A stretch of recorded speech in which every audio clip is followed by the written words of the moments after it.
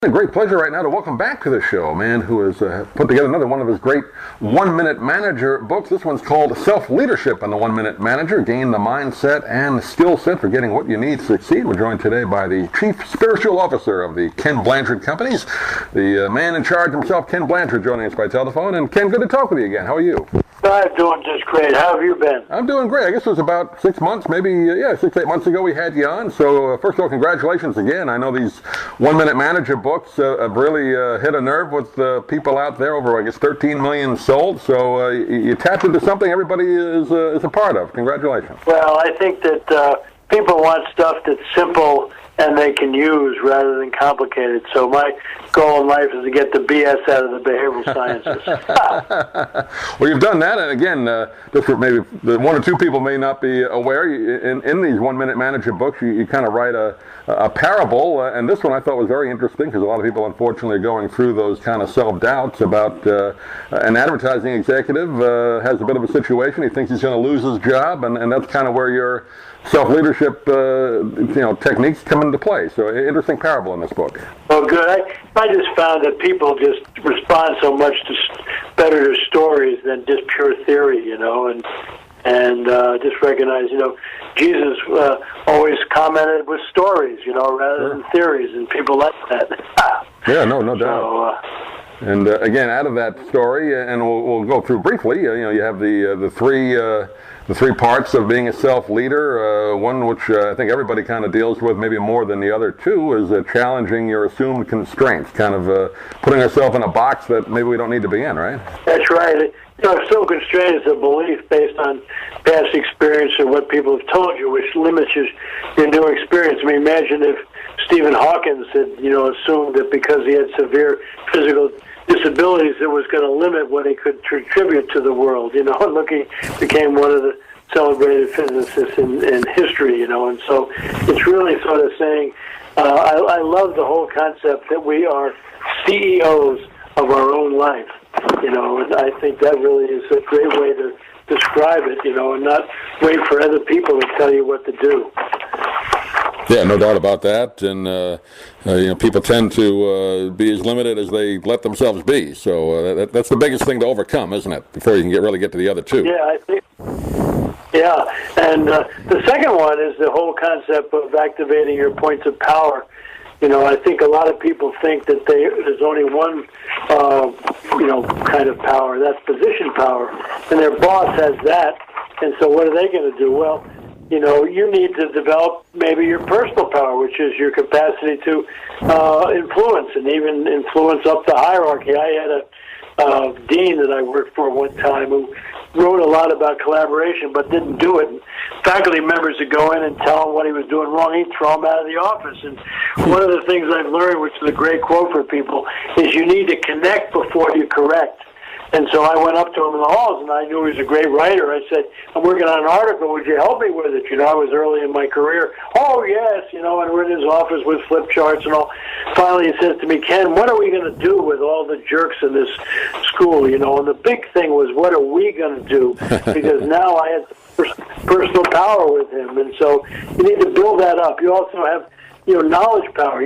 Some things that other people don't know. You have some task power. You can do some things better than other people, and you might have some relationships power. And so, look at what power bases you can build up if you don't have position power, so you can make an influence and make a difference in the organization. Yeah, great advice there. And again, the third one is using those first two. You got to still be proactive. You got to get out there and do it, right? Yeah, be proactive to, get what you need to succeed. And we kind of tie that into the situational leadership 2 model we've had around the world for a long time, is to look at a goal, what you're trying to accomplish, and then analyze your development level. What is your competence and commitment? If you're an enthusiastic beginner, you're excited, but you don't know what you're doing, you need direction. If you're a self-directed achiever, well, you can handle delegation, but if you're capable but you're a little cautious and don't have confidence, you need support. And sometimes you're kind of disillusioned and because you haven't been able to do this as well. You need coaching, you need direction and support. So that's kind of asking for what you want. The big question that we say it for people is they should say, "I need." Mm-hmm. That's a great statement to say to a boss or anybody. I could need some help on this thing. What do you think about that? And people will respond to needs. They just love to help you if you need something. A powerful word, need, isn't it? Yes, much better than I'd like. Right. Did you find, Ken, I know we probably, I might have asked you this in a previous interview, but, schools, colleges, business schools, whatever, need to do a better job of teaching these particular skills. I mean, I'm glad that, you write these books and have your institute, but it would help a lot, I think, even in high school if there were some courses in leadership and, might solve a lot of problems earlier. Yes, we have a student self-leadership program. We're working with 30,000 students in 3 school districts east of L.A., and it's just amazing to see what these kids can do because, we're also trying to get the administrators and the teachers realize that you need to connect before you correct, and create an environment where the kids really want to come to school and also have the kids ask for what they need. So it's just a delight. We're getting great data that we can maybe change things in schools. Do you find now, I guess, more people are, starting their own businesses and, leadership obviously important in any job you have, but particularly if you're an entrepreneur, I think we're seeing more of that nowadays. Much more important today, right, to learn self-leadership. Yes, it is, and to also encourage that leadership in the people. Nothing better than being an entrepreneur that you hire other people who are interested in and passionate about what you're doing. Will take initiative and do things and solve problems and help you out. So that's really key stuff, and it's so interesting. I'll ask people in seminars, how many of you think you're a leader, and hardly anybody puts their hand because they think it's all about position, and realize that everybody's got to be a leader. Yeah. So you don't have to lead thousands of people, just maybe yourself and one other, but it's still leadership, right? That's right. And when we ask people who influenced their life the most, they don't mention managers. They mention their mother, their father, grandfather, an uncle, a neighbor, a coach. So everybody's got what we call life role leadership positions as parents and spouses and all those kinds of things. But some people have organizational leadership, and everybody in an organization should be a leader. And self-leadership and the 1-minute managers all about creating leaders throughout your organization.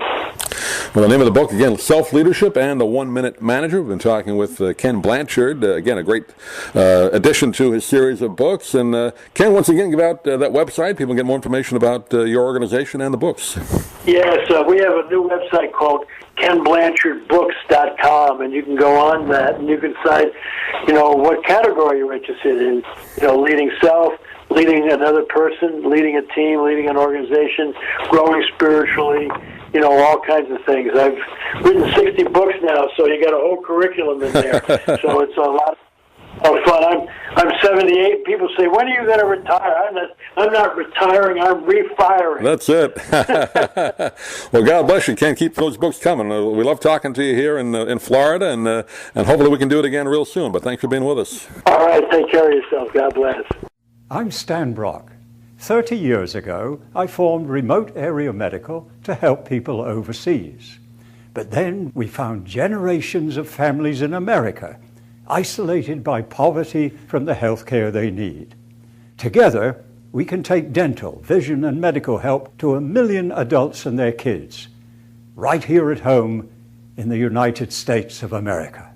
If you'd like to order the book we're talking about, please go to DougMilesMedia.com and enter the author's name in the Amazon search box. Thank you for listening. Please come back soon for more conversations here at DougMilesMedia.com. This has been a presentation of Doug Miles Media, all rights reserved. You can listen to or download previous programs at iTunes, Stitcher.com, or DougMilesMedia.com.